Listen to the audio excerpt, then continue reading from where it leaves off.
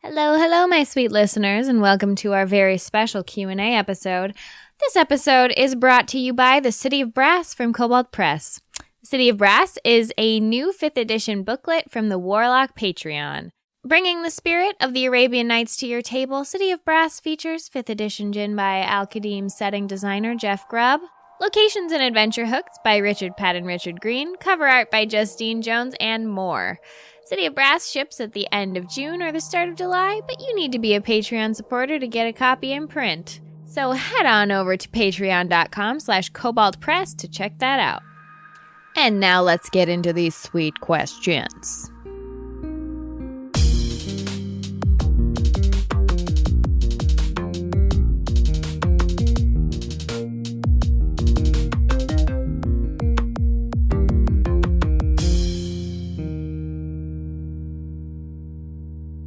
Welcome to our Q&A. This is happening right now, live, coming to you live from Minneapolis, Minnesota, and the surrounding suburbs. Yes.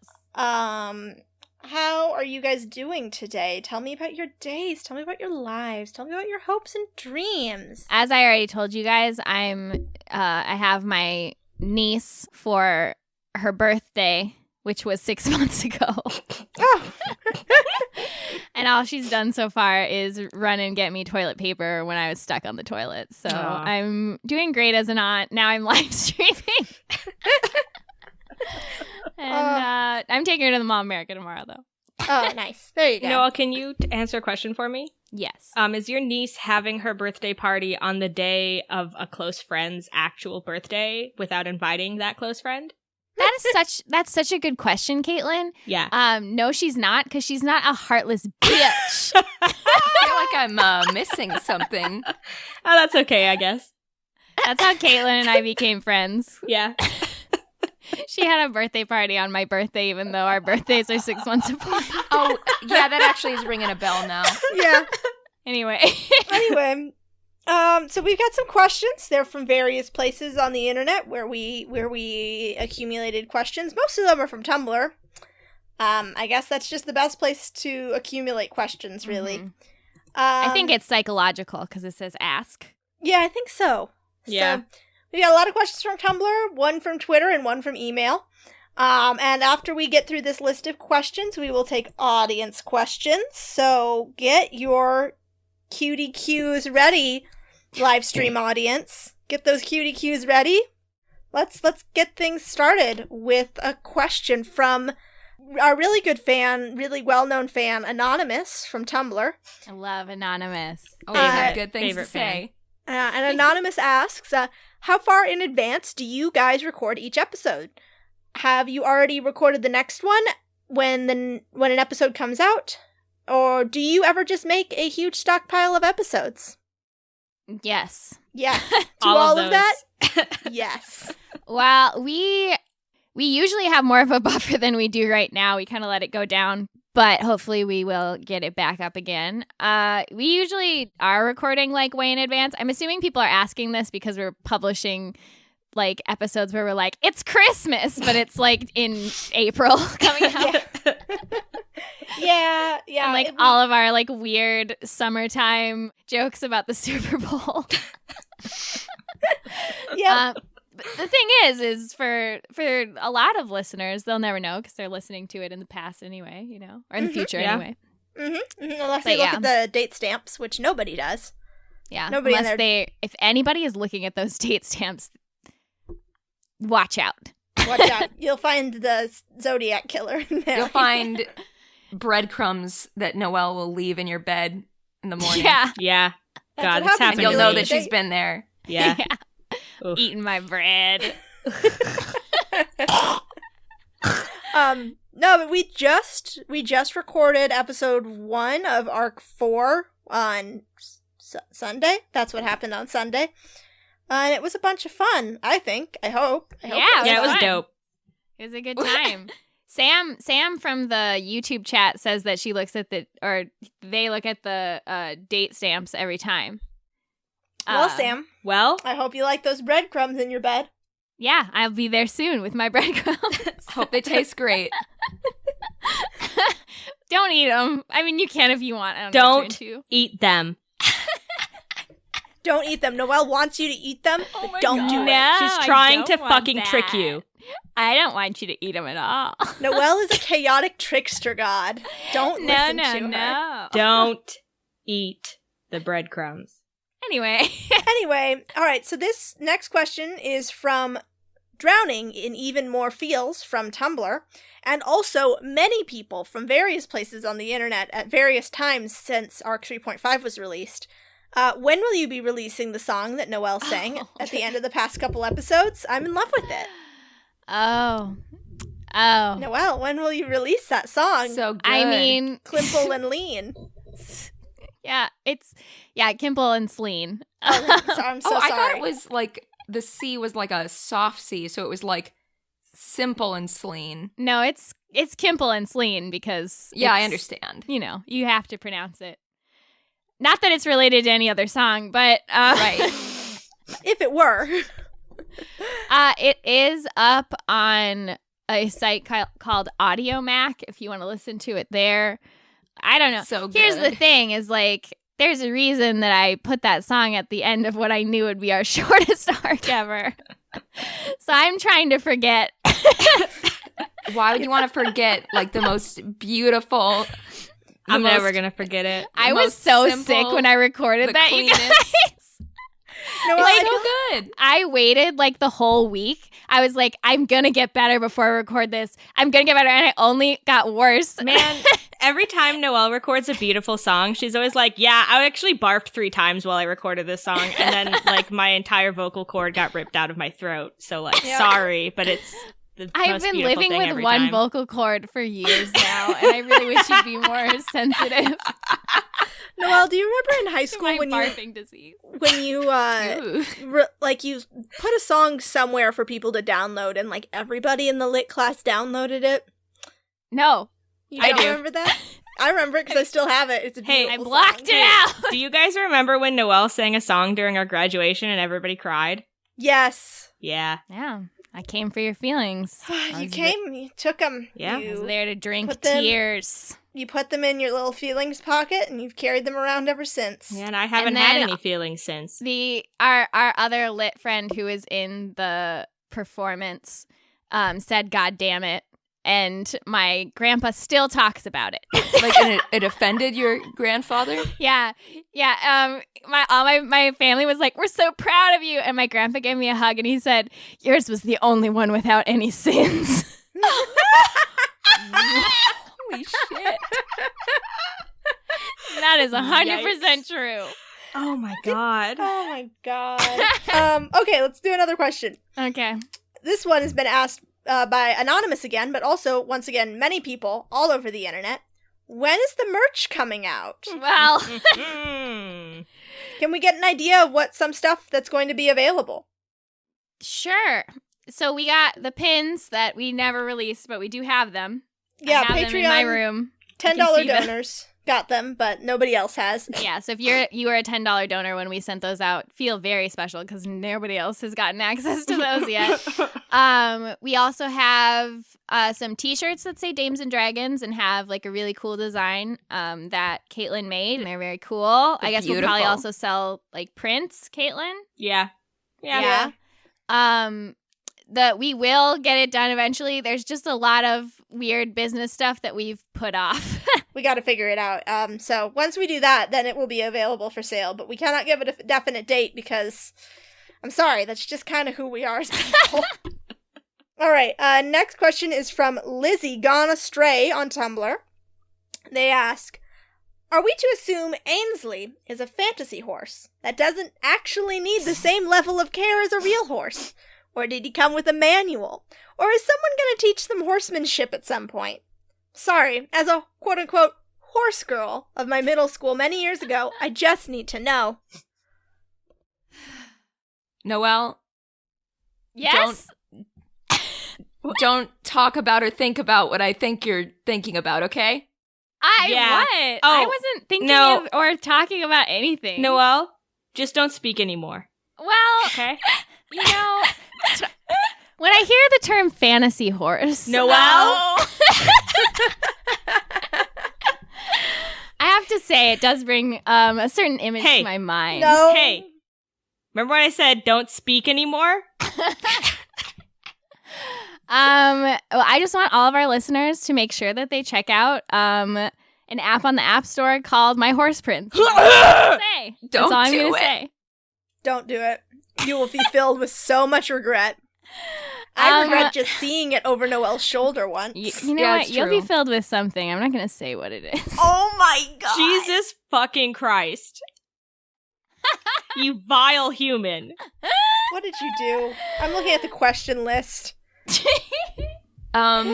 Anyway, I feel like Kat, you're like the DM. What are horse rules in D&D? I don't know.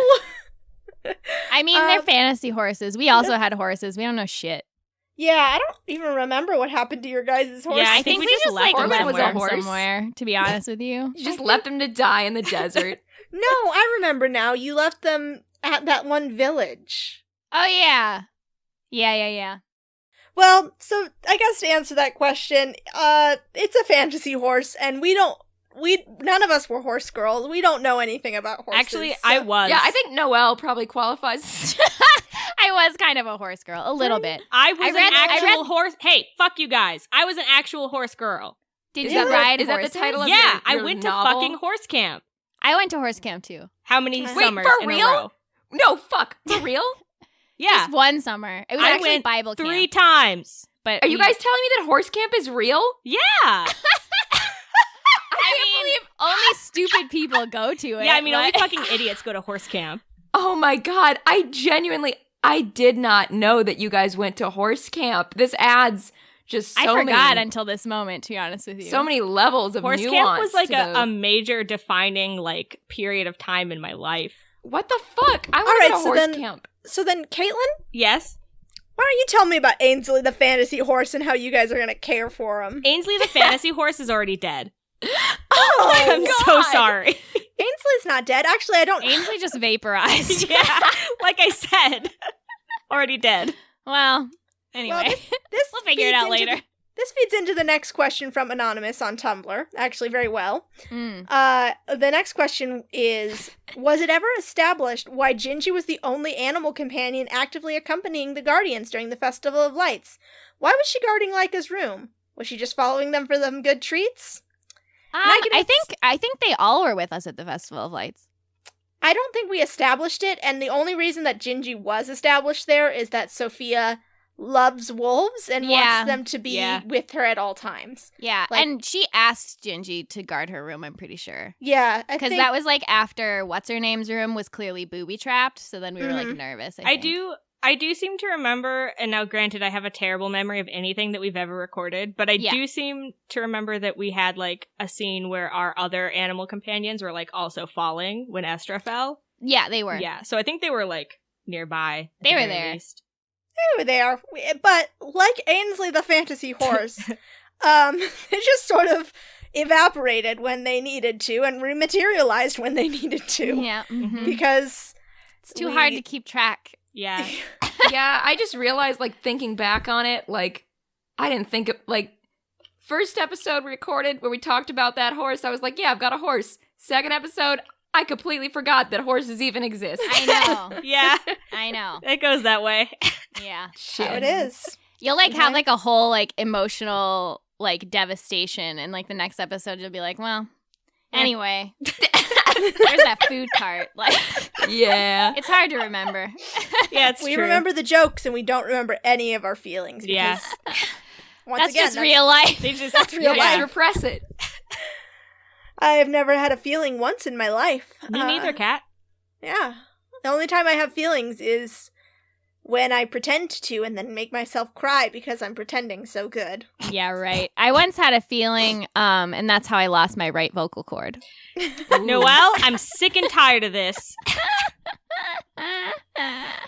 All right. Next question. And this is a question for me, so somebody else should read it. Shamrock Shake. Shamrock Shake. Oh, I love those. Those are really good. Is there any chance y'all would publish something about running this campaign for other groups to use? I'm in love with the setting and I'm interested in DMing it. So, yes and no is the answer to that. No, I'm never going to publish this campaign. One, it's just sort of, it's something more for a narrative than it is, I think, that it would function as just like a standalone game, if that makes sense. Like, this is something I'm writing with the knowledge and intention that it is being recorded and distributed. And you're also writing it as we're playing it. So, like, if we play something that would change something, then you can just, like, change it.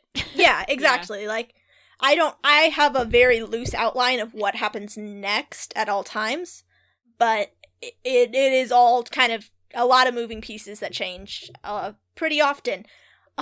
So I don't think I'll ever publish the campaign, but I am interested in someday publishing a world book. But that is very difficult and a lot of work. So we'll see if that ever comes to fruition. But if people are super interested in it, then that might be something that'll come down the pipeline eventually. We do have the Promise I Regret Making, which is the Into Avalis site, which will happen, which I will begin working on in earnest when we hit $1,000 in Patreon donations. And that will be, like, just to elaborate a little bit more on what that'll be, so I'm not promising the moon, which I regret doing. But that's going to be a work in progress, very much just kind of like a collection of my notes on the world of Avalis, with a lot of world building stuff that hasn't been mentioned in the podcast. But it is all going to be rough drafts. Things will be likely to change if I ever publish a world book. So if you are really interested in seeing that, we have $888 so far, so my doom is nigh, and I feel nothing but regret. Kat, I'm gonna help you out with that. Don't worry. Thank you. Yeah, you're welcome. I've been practicing my coding. Oh, can I ask the next question? Yeah. No. Yes. From Sylvium Z from Tumblr. Hi, I have some totally important, non-referential to Kingdom Hearts at all questions. What are you so afraid of? What is the one thing you care about more than anything else? What do you wish? Who's gonna start? What is it you're so afraid of? Go, Hannah. Oh, fuck. Oh, so many things. Mutation, flesh-eating diseases, being alone. Wow. It's getting real. Cat. So real. Intimacy. Cat.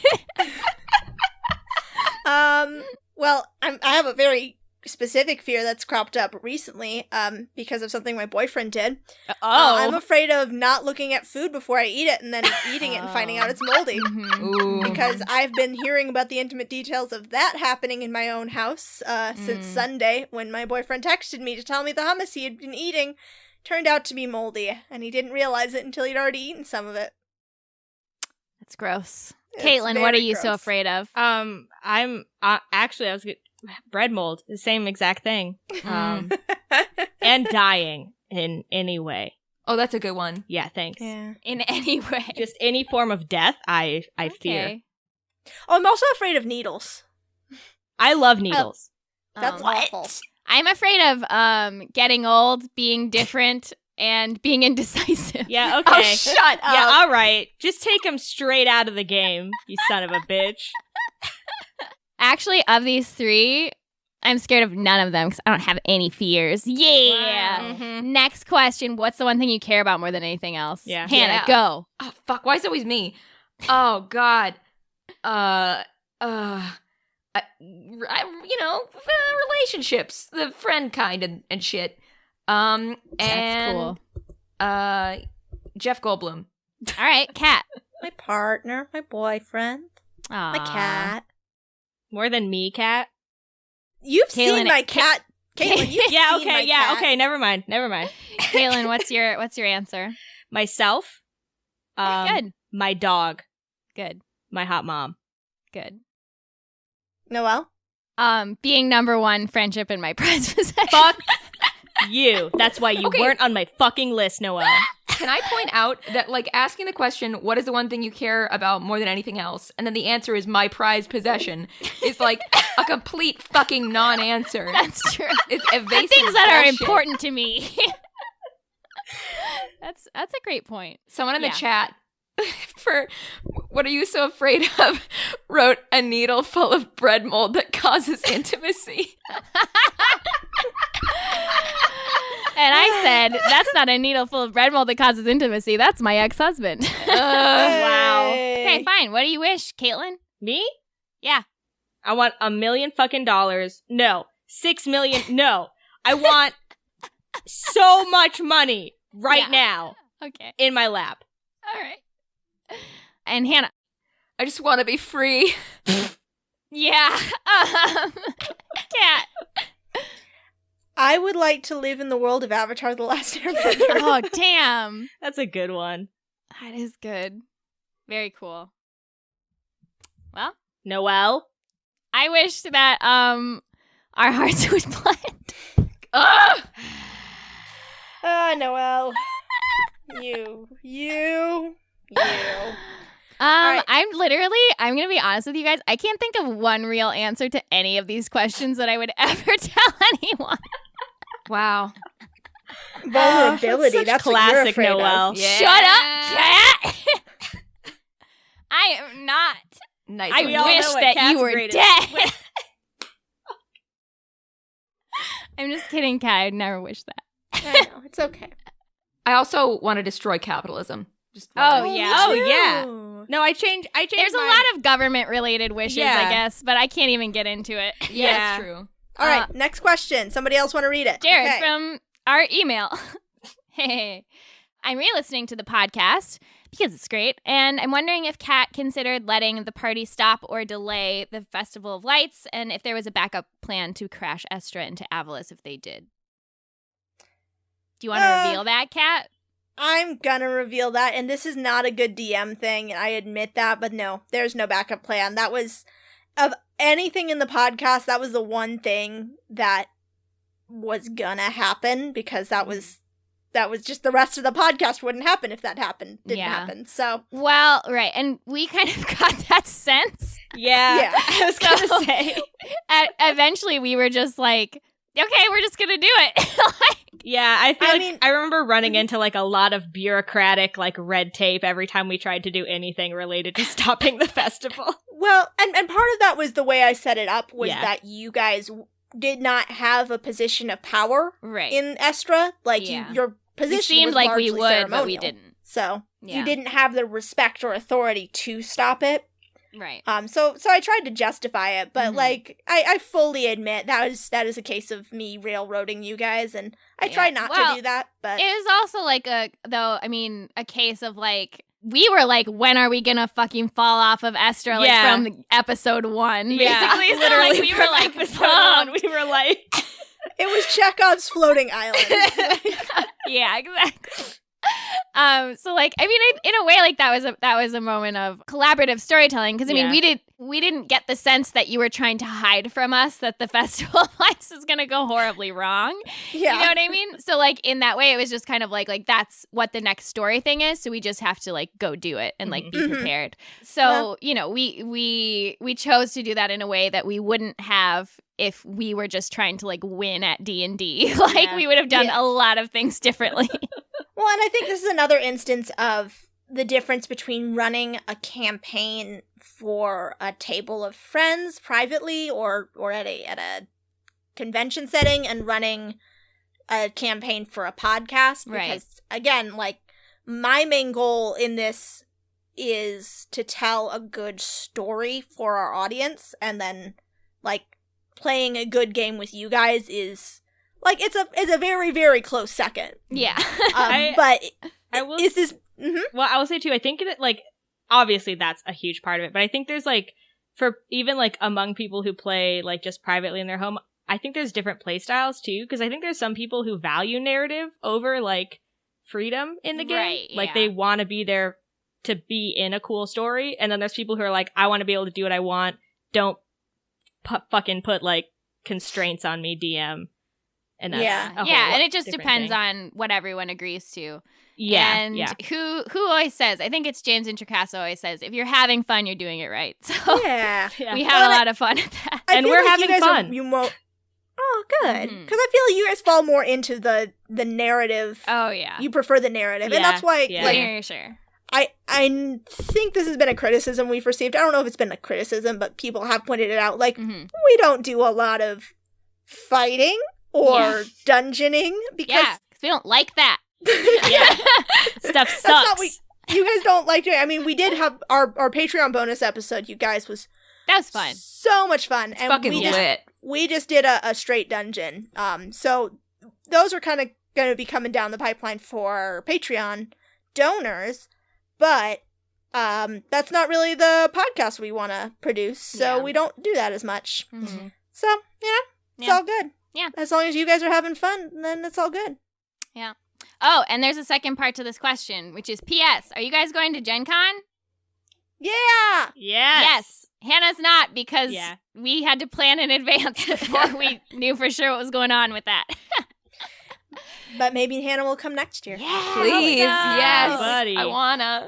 Yeah, but unless we meet an enemy at Gen Con and we can never go back. if we meet an enemy at Gen Con, then we will return with Hannah and we will be That's stronger. true. That's true. And the four of us will combine to create God. Voltron. What did Oh, what fuck was I yeah. fucking thinking? Yeah. And then we'll never be allowed back at Gen Con again. So That'll be That's worth how I it. count want- on us for the next 2 years, and that's it. That's it. Look, if there's one way I want to get kicked out of a convention, it is by forming Voltron in the convention center and destroying Good way it. to go. Yeah. Nice. And killing someone, I Yeah. guess. Murdering Our thousands. enemies. Yeah, that's what Voltron does, right? Yeah. That's when Yeah, we will murder. finally battle Rudy Basso and emerge victorious. Is Rudy in the chat? He's usually here for our live streams, but I haven't seen him. Well, Well, I guess he's not here today. hates us Guess now. now. Someone's on our way to being our Genemy at Gen Con. Someone's just done with your shit. Oh. Well, Well, I'm about to be your Genemy at Gen Con. Oh my god. anyway, You're always my Genemy. Anyway. Yeah. if you live in downtown Indy, like Jared from Gmail, let us know if you have recommendations for places to eat, drink, or fun things to do, because while we love Gen Con, we also love doing other things. Yeah. We're thinking about going to the zoo. Please give your input on that idea.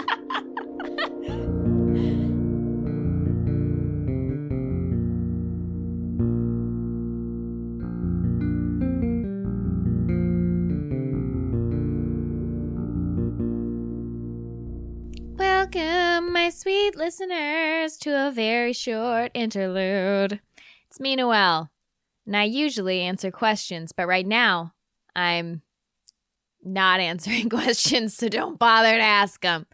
I just want to let you guys know a little bit about our schedule coming up. In a couple weeks, we are going to have our Patreon bonus episode come out. That's on August 6th. It might be a two-parter, but at least the first part will come out at that point. It's really, really fun. We made new characters. We were playing in the world of Avalis, though, and it's really good. There's a little bit of discussion about that episode in this Q&A, but what I will say about it is that Caitlin plays a little boy, like a little young boy.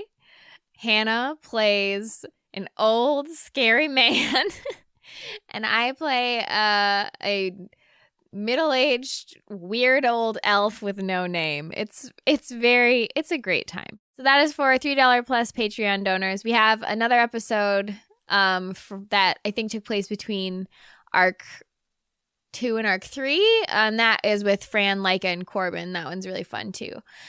So if you want to check those out, head on over to Patreon. Our next episode of Dames and Dragons, the podcast, will be out on August 13th. That's going to be episode 38, first episode of Arc 4. And having already recorded it, I can tell you we do some badass stuff. So I will see you with that on August 13th. Before that, though, is Gen Con. And Caitlin, Kat, and I are actually going to be at Gen Con. we might do some kind of like informal Dames and Dragons meetup if people are real interested in that. However, formally, we are going to be on the DSPN panel at Gen Con. So people from the Venture Maidens, I think, are going to be there. Obviously, James Introcaso from Tabletop Babble, Rudy Basso from How Spellbook Will Travel, and also this podcast, of course, Rudy Basso. And I believe people from Total Party Thrill. Don't quote me on that. However, I do want to welcome Total Party Thrill to our network. And here's a little word from them. Hey there, listeners. It's Shane. And Ishan, your hosts from the Total Party Thrill podcast, the newest addition to the Don't Split the Podcast network. We talk topics that help you, dear listener, create and play better RPG games. We have a back catalog of more than 150 weekly episodes. And we got nominated for an Emmy for episode 11, Social Contracts. In episode 154, we talked about crossing the moral event horizon. How evil is too evil? We also recap our home games, like the 40k Rogue Trader campaign, Dynasty Unwarranted. But that's mainly just you trying to kill us all. In your defense, our characters are greedy idiots. Don't forget the 3 years we spent in Eberron playing Morning Glory, your 5th edition D&D campaign. We also review new RPGs and books, and every episode we build a 5th edition D&D character in the Character Creation Forge. You might check out the Pint-Sized Punisher from episode 119, a halfling with a bad attitude, and 14 levels of Barbarian. So to recap, Total Party Thrill, RPG advice, campaign recaps, and D&D characters built by your dashing hosts every single week. What more could you possibly want? To get back to the actual show? Oh yeah, let me just hit this button, and here you go. Make sure to check them out, you guys. And yeah, that's going to be all from me. I'll see y'all on August 13th. Stay sweet and etc. Bye!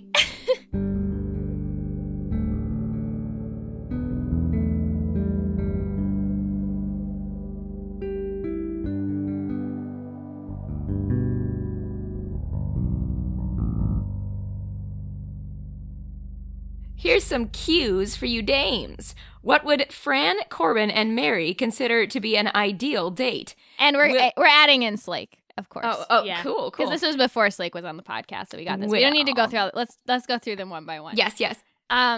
So Fran's ideal date, I guess, is just like, I don't know, like being underwater. Like, I mean, It's a beach date. Come on. the thing is I don't feel like Fran has an ideal date. Fran's ideal date is being on a date.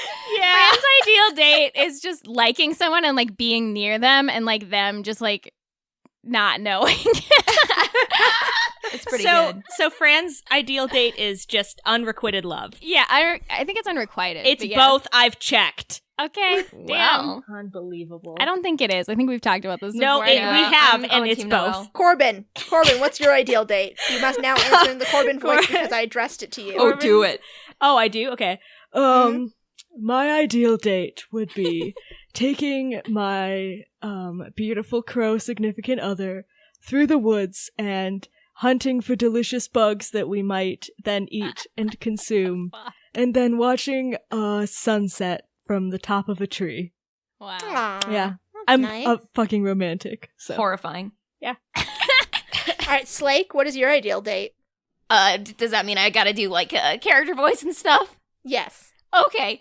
I think spending some time appreciating bugs, just like God. hanging out with them, observing them, and not murdering them would be nice. And, I don't know, holding hands or something. Oh.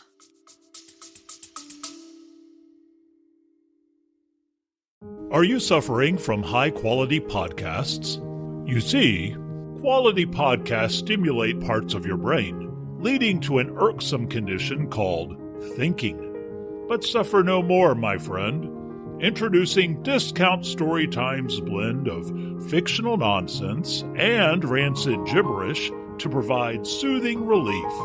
Try Discount Storytime today. Available on most podcast catchers and at discountstorytime.com. Consult your healthcare provider before listening to Discount Storytime. Not intended to treat unicyclitis, pickleball liver, or jittering expectations. Very romantic. I love it. I feel like you're on a date with the bug. showing them appreciation. I am. I truly am. It's all a ruse. I'm like, I invite you out on a date, but really, I just want to look at the bugs. You're an exoskeleton-y. That's the worst thing I've ever heard. What about Mary? Yeah. Mary's ideal date would be...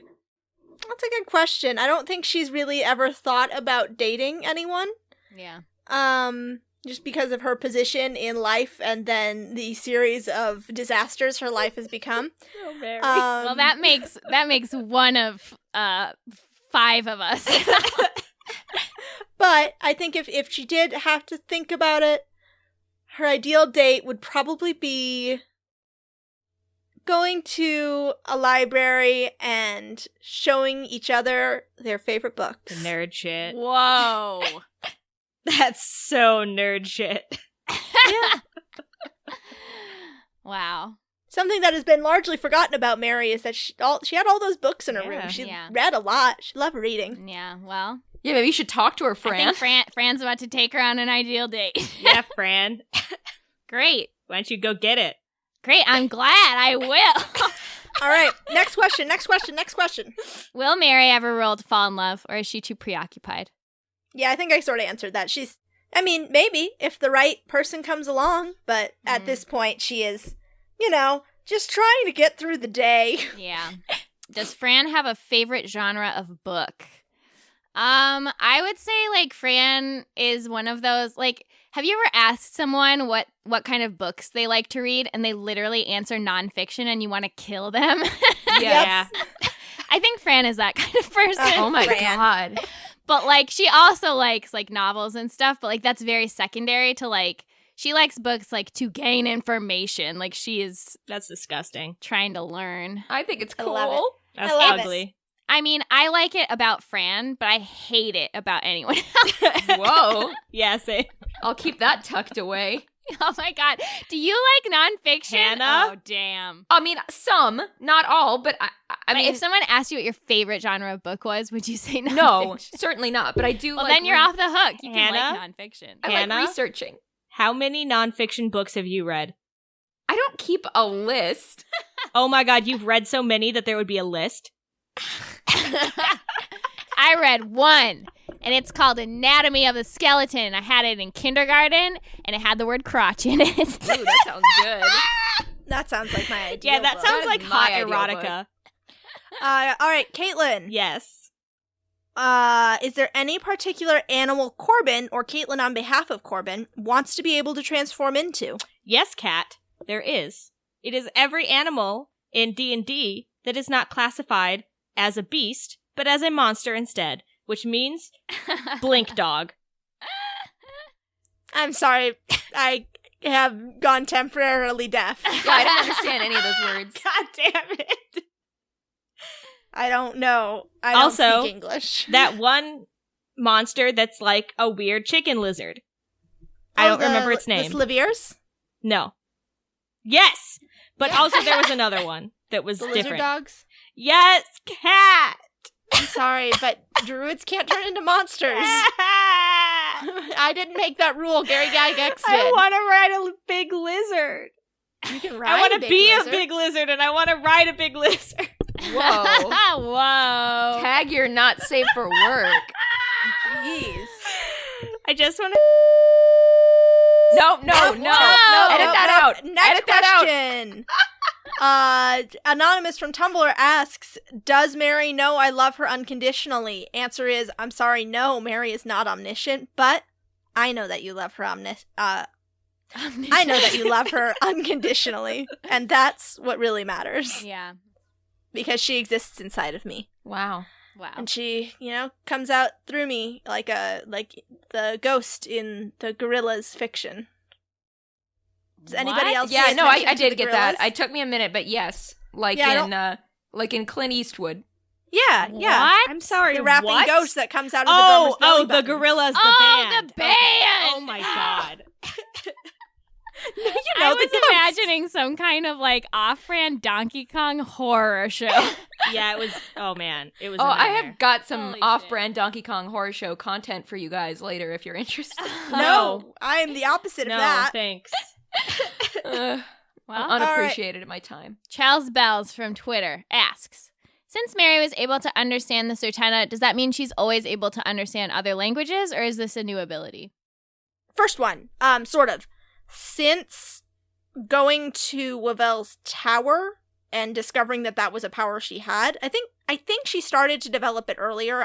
She did.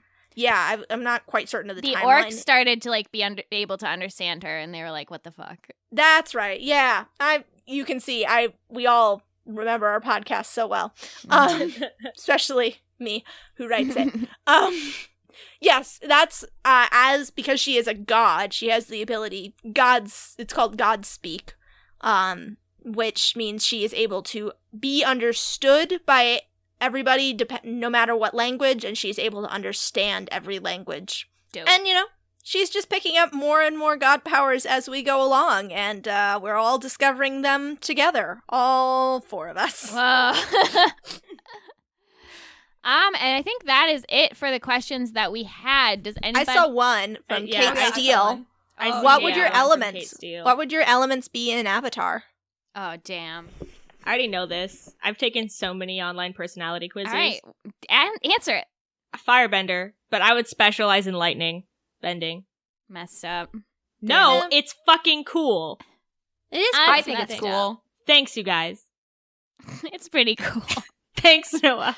What about you, Noel? Oh, I was gonna. I personally airbending $1,000,000,000. Mm. $1,000,000,000. Cool. Avoid your problems. Fly into the sky. Nice. It's me. Bend the air out of people's lungs. Hey, What? I wouldn't do that unless they were my enemy, and then I would. Oh my God. Hannah? I think water bending. But it's hard for me because I feel like green is very much my brand, you know? So I should be earth, but I could never be grounded enough to be an earthbender. No, you'd be like the swamp water benders. Yeah. Ooh, hell yeah. Cool. Yeah, the swampy boys. I'd also be waterbender. Nice. Cool. Well, just from playing Fran, being a waterbender is so useful. Yeah. Water is fucking everything. Everything is water. Yeah, except for the Uh-huh. stuff that's air. Actually, a lot of that's water. Yeah. Yeah. I feel like I would be a waterbender who specializes in healing more than attacking. Although, no, that's a lie because every form of exercise I've ever done has been specializing in attacking. fighting. Yeah, also, Yeah, guys, that's you've true. put me in chokeholds so many times. Oh, I've not done that. I just Wow. pretended to punch you. You've definitely put me in a chokehold at least 3 times. Maybe. I don't remember. Once on my birthday. You can't expect me to remember every time I put you in a chokehold. Yeah, really. Look, I just want to be able to fight everybody. It's not even that I want to be able to fight everybody. It's just that exercise is boring, and the Yeah. only way that I can motivate myself to do it is if I'm learning how to fight everybody. Kill. I do Learning how to relate kill. deeply to that. Yeah. And now I'm not learning how to kill. I'm learning how to climb things so I can get to people who are higher up and kill them. Yeah. Kat and I are going to form a short person Ouroboros and kill everyone we know. Yes, because what was that, yesterday? Yeah. Yesterday, I was getting lunch and I was waiting for my salad at the Greek place where I get my salads, and 2 tall people stood on either side of me and talked and carried on a conversation over my head Oh my god. as though I were an obstructing fern. They just And you just wish you could put him in a chokehold. I did. I wanted to, and then I told Caitlin about it, and we decided we would stand on each other's shoulders in a short person Ouroboros of fury. See, I was And, thinking a Mecha Shiva. maybe. Ouroboros. That's like a We- fucked yeah, up that's human definitely when you're, centipede. I don't eating- like that. We would turn into a great short person wheel and crush tall people beneath us. Oh, I Amazing. see. Yeah. Yeah. Yeah. We have some more questions. Is there anything about your characters or NPCs that you wish you'd done differently after playing them? All the time. I cannot give you a specific... Oh, I can give you a specific example. I do regret doing the accents in Danmar. I regret that. I didn't do any sort of a specific accent, but I realized afterwards, that's probably not a good look. So you may notice, if you re-listen to Arc 3, that Sabia's accent gets less pronounced because I regretted that decision. I regret nothing. Yeah, that makes sense. I regret Caitlin's voice. I sure don't. I always feel like I come up with a thing that I should have said, like, later, which I think, is normal. But yeah, I mean, I haven't been here that long, but I'm just like, I just want to deliver peak fucking performance all the time. That's what it's like when you first start out, and then later on you're like, I don't have to do shit. I showed up. That's enough. I'm here. Yeah, I'm physically present. That's never how I feel personally, but that's also because I put hours and hours of work into it. Yeah, it's a little different. Yeah. It's because this is all I do all the time on the bus and at work. It's amazing. I'm trying to think of something I don't know. I sometimes regret not using spells that I forgot about. I can't think of a specific example. I regret forgetting all of my character sheets in like a million different places, so I have no idea which items I have and which items I do not have. Yeah. Yeah, we all regret that. Yeah. I mean, like, sometimes I regret, like, lines that I say, but then I just edit them out. Nice. Yes. That's good. Yeah. All right, question from Eduardo. Since the world is pretty open with gods and deities, would you all plan to use unique deities, or would you consider including gods like Zeus and Apollo? I would not consider using gods like Zeus and Apollo, just because this is a kind of a closed circuit world. Mm-hmm. But the way that I've left myself an opening, because I did sort of cement my pantheon early on and then realized there's a lot of gaping holes in it, is demigods, which are very fluid. There's a lot of demigods, and they are appearing and dying at various rates and various times in the timeline of Avalis, so... Nice. Interesting. Eduardo also asks if we like Dorothy's root beer, which I've never heard of. Oh, Dorothy's root beer's great. I only know... It's apparently a Minnesota root beer. It is. I didn't know about it. I bet it's at Candy Barn. We should go get some at Candy Barn. Sam from the chat asked, how long does it take to edit an episode on average? Good God. So it depends if there's fight scenes or not. Fight scenes take a lot longer. That's why we don't do as many. And puzzles are kind of rough too. But I would say maybe on average a few hours to do 10 minutes. Yikes. Yep. So Noel's a hero. yeah. Noel is the champion. Truly. And then, like, finalizing and stuff takes another couple hours. I don't know. I don't want to think about it. Takes a long-ass time.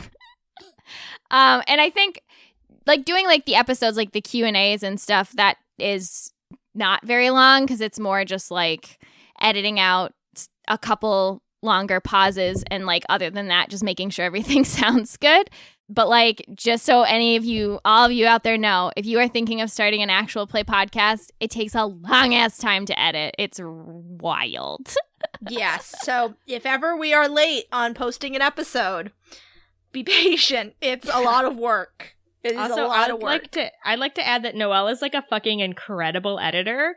Yeah. And, like, not everybody can do what she does, and I think not everybody has, like, the will to do what she does, too. That might be more what it is. Well, I really appreciate having you as an editor, Noelle. Oh, yeah. Like, because I know a lot of... I've talked to you guys about this before, but, like, a lot of actual play podcasts, the DM is the editor as well. Mm-hmm. Oh my God. And I really appreciate... I can't imagine that.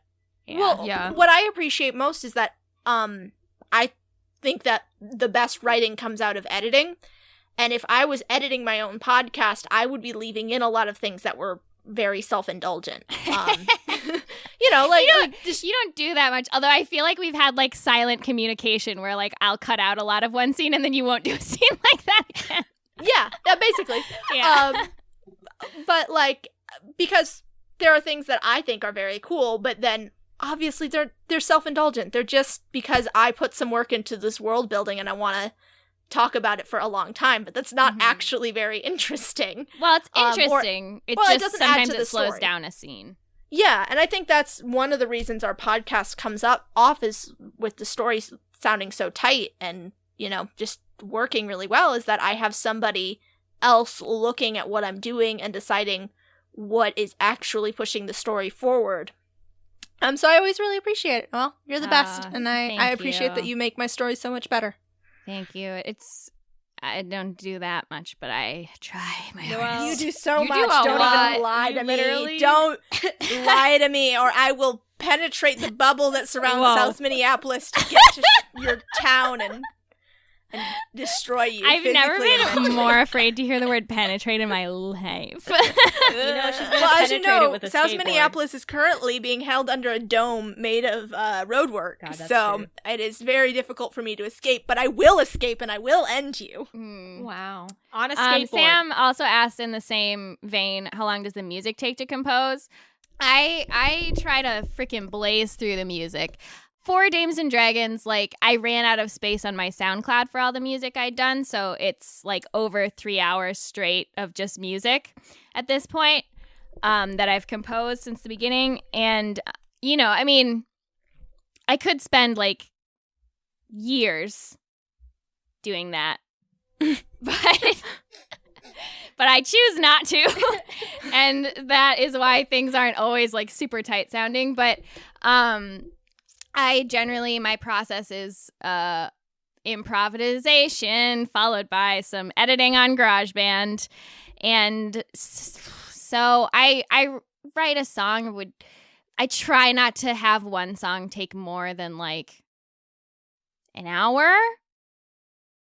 Mm-hmm. And I think they usually don't. I mean, the improvisation part takes as long as the song is. That's not rough.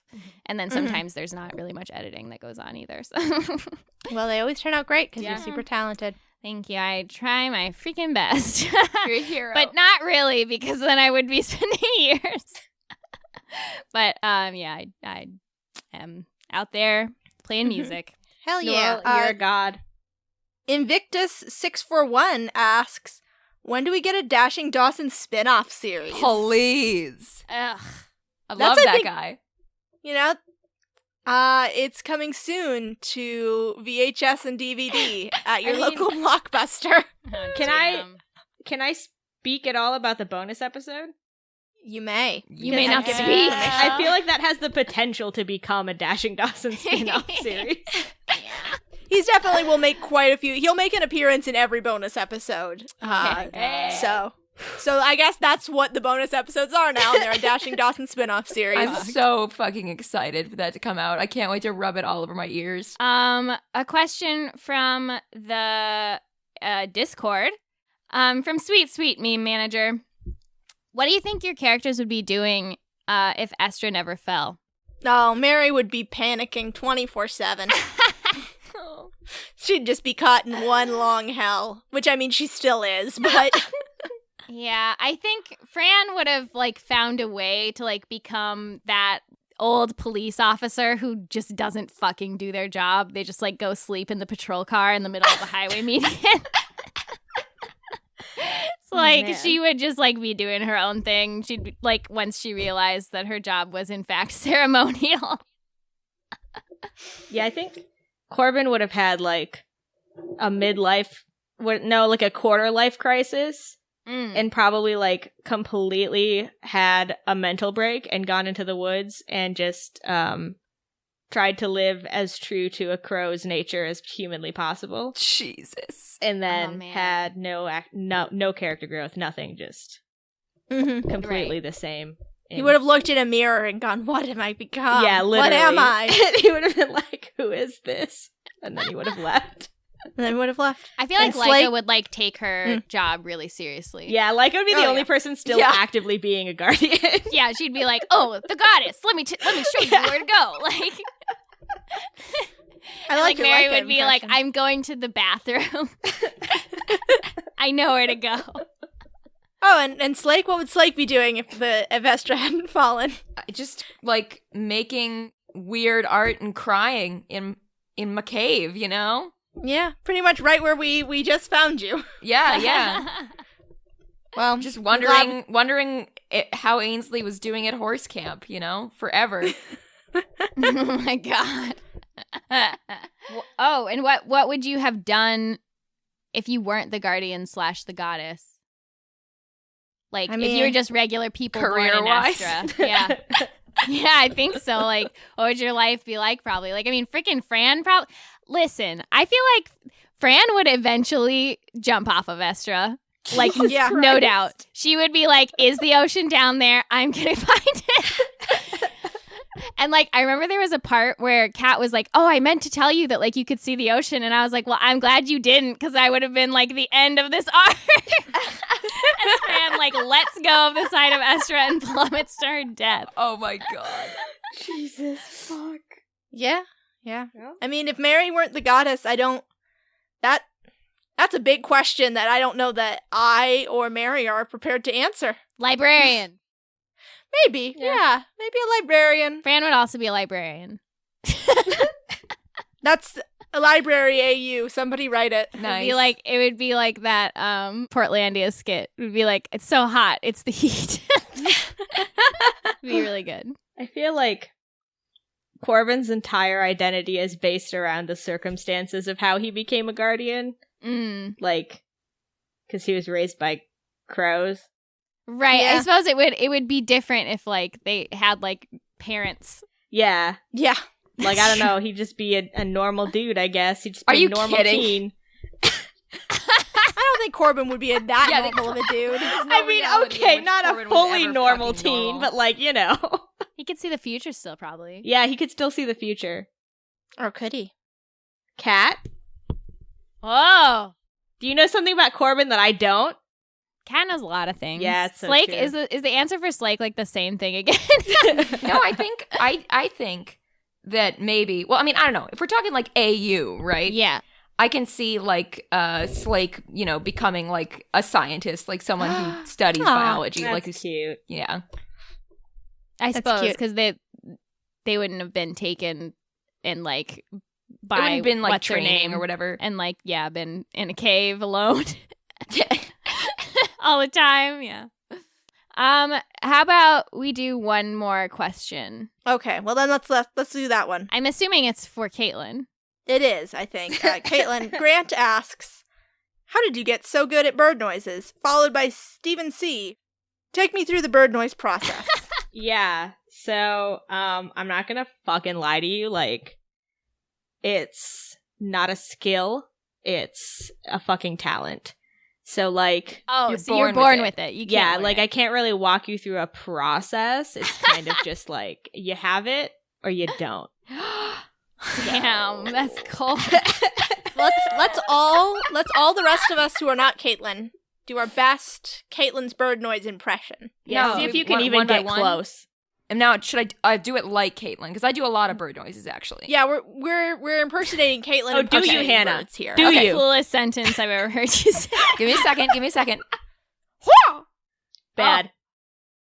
Really good. Did you just Five say out- fucking bad to me?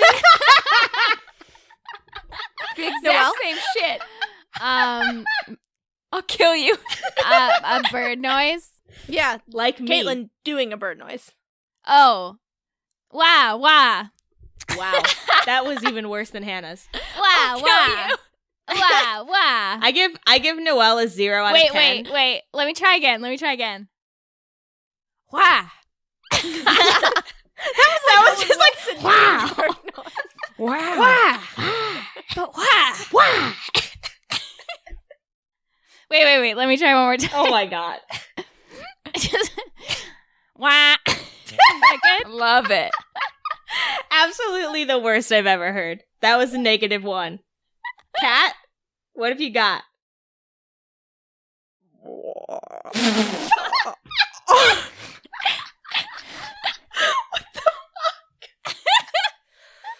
Let me go again. Let me try that again.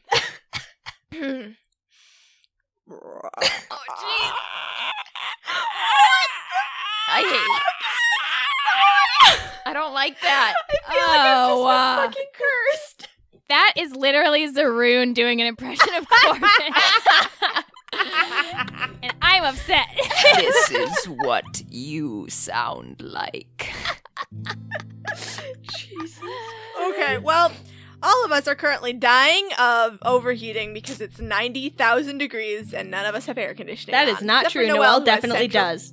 Central air conditioning, Noel. Noel Cherie. Fancy boy. Living in a fancy world of central air. Living in a castle.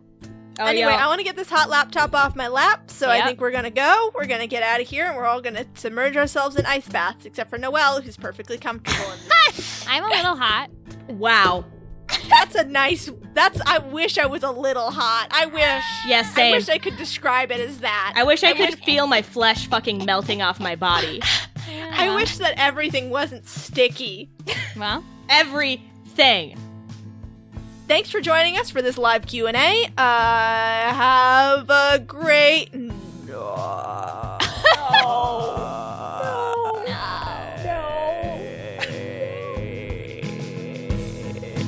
Cat, end it!